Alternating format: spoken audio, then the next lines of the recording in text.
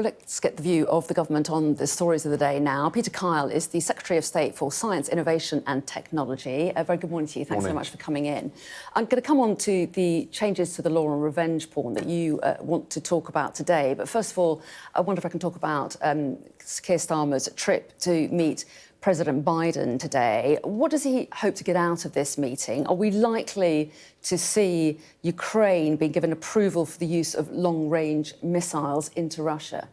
Well, that is clearly going to be one of the items that they're going to discuss. I think they want to discuss Ukraine in the round. I think they want to understand where the conflict has got to. They want to try and understand, the behaviour of President Putin. He's increasingly erratic.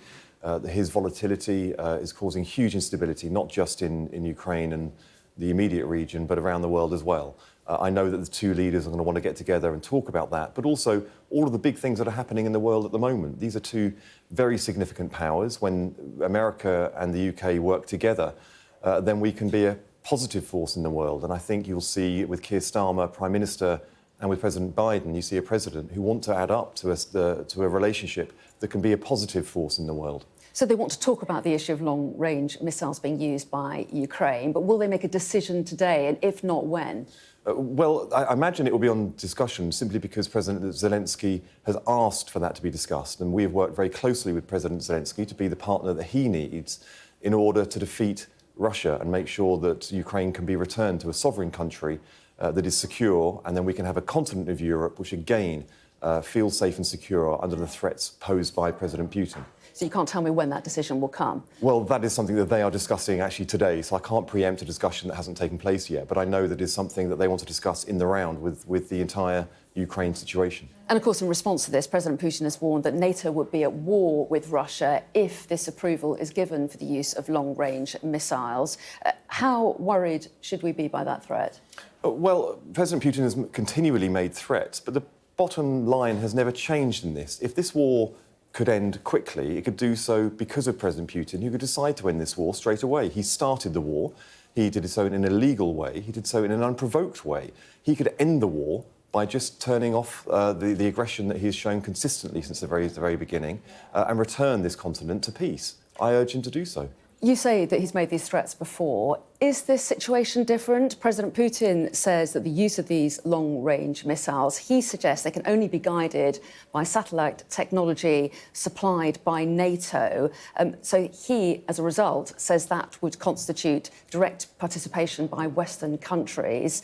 Do you agree it does require greater involvement, the use of long-range missiles by the West? If President Putin wants to remove the threat of retaliation from Ukraine and President Zelensky in response to his aggression, he can do so straight away by ending the war. He has the power to do so. We urge him to do so. It is the swiftest way to bring this to a conclusion. OK, let's move on to the subject of revenge porn, because you are introducing changes to the law.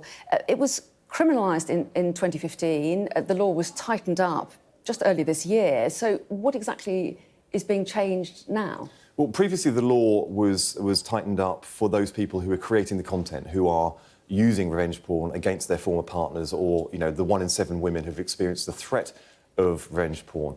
What I want to do is to move to a situation where people can feel safe online, and safety is baked in at the very beginning. So I'm moving the onus now to the platforms so that they take greater action themselves. So the two actions that will result from what I'm doing today is that social media companies must take action to prevent any material going online in the first place. They must prove to our regulator, Ofcom, that they have taken the measures. In other words, they are using the algorithms to protect people, not to allow content to go on.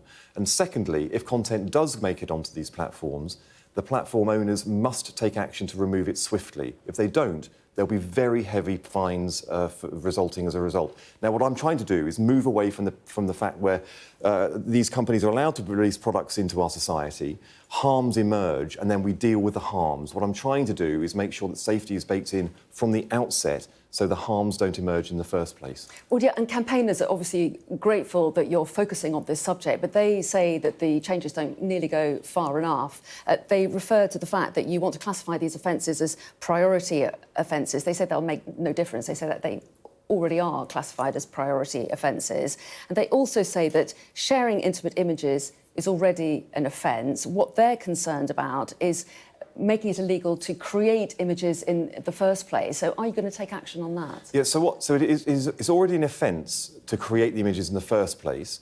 What I'm doing is making that offence a priority offence. So therefore, it has a higher tariff, a higher priority in the court system and in the judicial system afterwards. So what I'm doing is elevating the offence itself, but then creating two new onuses, and that is on the social media companies themselves. Once these images make it online, it has a terrible impact on those people who are victims of it. It is humiliating, it is degrading, it has a terrible impact on the people who are affected. So what I want to do is stop these images going online in the first place. We have the criminal offence for creating it. Now I want to stop that ever going online in the first place, and that's what the actions I'm taking today are. You talk about putting pressure on tech companies. On that subject, we've just run a report on how far-right groups are using audio from Adolf Hitler's speeches and Nazi rallies on TikTok videos as a way of promoting their ideology to a wider audience. Are you concerned about that? How confident are you that platforms are doing enough, making enough effort to protect people from this kind of hateful content? Well, the first thing is I am deeply worried about this. The people who create this content are the people we need to focus on first and foremost. If they are creating racist, harmful, inciting or misinformation and with the intention of putting it online, they're committing a criminal offence. They will see in this government and in me, over the summer, we have arrested, we have charged and we have convicted people for creating misinformation and insightful behaviour online. That will be enforced wherever we see it. Now, secondly, there is an onus on the social media platforms to take action where this sort of content makes it online. I don't think we can talk about social media as if it's all one thing. Different companies take different actions in these situations. Some of them act more assiduously than others. I do insist, and I hope they will take more action, because I don't think they take enough action about this kind of content at the moment. I hope that they do.